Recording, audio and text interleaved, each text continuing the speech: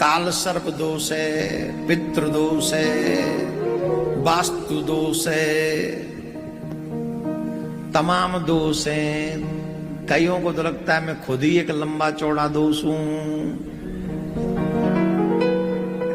लगता है कई बेचारे परेशान हो जाते तो खुद को ही फील होने लग जाता है मैं ही दोष हूं साहब, मैं तो कुछ भी कर लूं मेरा काम होना ही नहीं।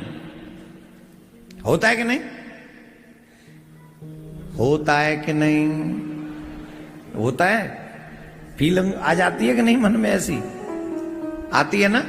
तो चलो हम आपको एक उपाय बता देते हैं, ये फीलिंग नष्ट हो जाएगी। जिनको लगता हो काल सर्प दोष है, जिनको लगता हो पितृ दोष है, जिनको लगता हो वास्तु दोष है, जिनको लगता हो मैं खुद ही एक दोष है, जिनको ये सब प्रकार की बातें लगती हैं, देखो उपाय बताऊं कि नहीं बताऊं?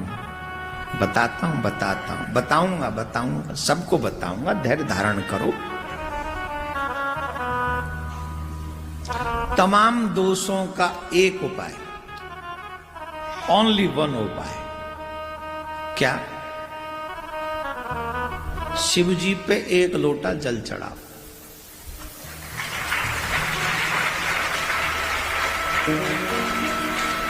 जैसे तुम चढ़ाते हो उससे एक भी दोष नहीं मिटेगा, मैं लिख के दे सकता हूं।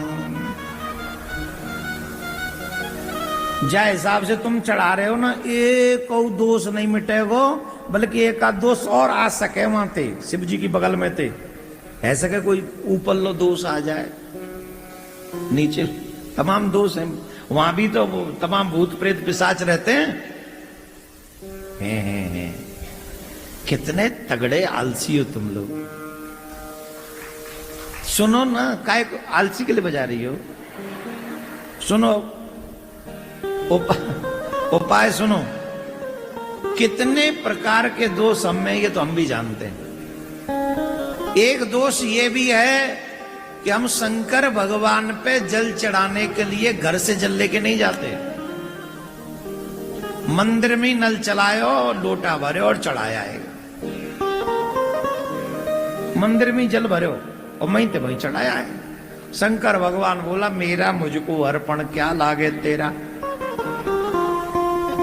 मेरे ही मंदिर का जल मुझ पे ही चढ़ा रहा है। निकम्मे एक लोटा घर से नहीं ला सकता था जल। अब बताओ दोष मंदिर में है कि तेरे घर में? पितृदोष कहां है? तेरे घर में। काल सर्प दोष कहां है? तेरे घर में। वास्तु दोष कहां है? तेरे घर में। तू खुद इतना लंबा चौड़ा दोष कहां है? तेरे घर में। और तू जल चढ़ाया मंदिर को, ले ले खाओ कच्चू ना है रो।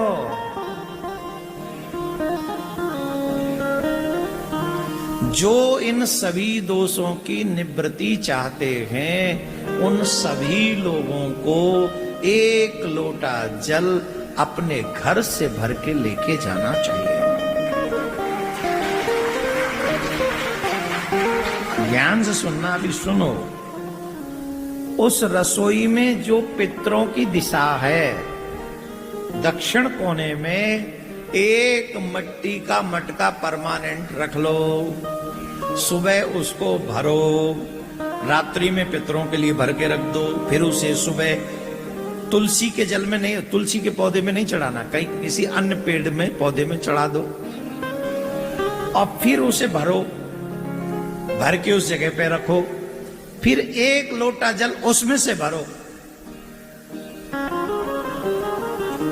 रात भर पितरों के लिए रहेगा। वो एक वृक्ष में चला गया, धो के सुबह रख दो, पूरे दिन भरा रहे। मत पियो चाहे उसमें से, पर भरा रहे। उस जल में, उस मटके में से जल भर के एक लोटा जल अपने घर से शिवजी पे जाके, अगर उसमें बेलपत्र, उसके बाद बेलपत्र चढ़ा, जो जो तुम्हारा मन करे।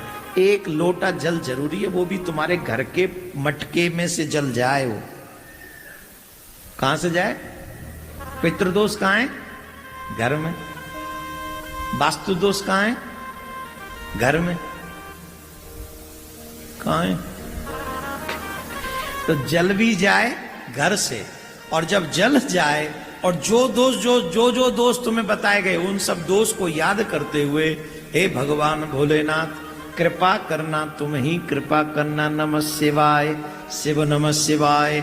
माताएं बहन ओम का उच्चारण न करें, जिनके यज्ञोपवीत नहीं हुआ वो ओम का उच्चारण न करें, वो सिर्फ बोले नमः शिवाय नमः शिवाय नमः शिवाय नमः शिवाय, ऐसे जल चढ़ा दीजिए। 41 दिन ये काम करके देख लो और देखो फिर तुम्हारे घर का हाल बदलता है कि नहीं बदलता है।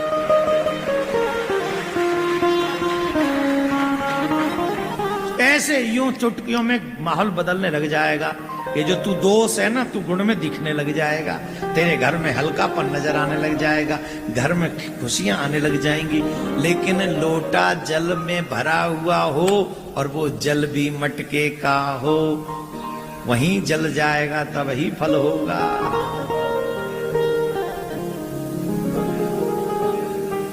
मानो न मानो खुशी आपकी, हम तो ब्रजवासी कथा तुमको यूं ही गाएंगे।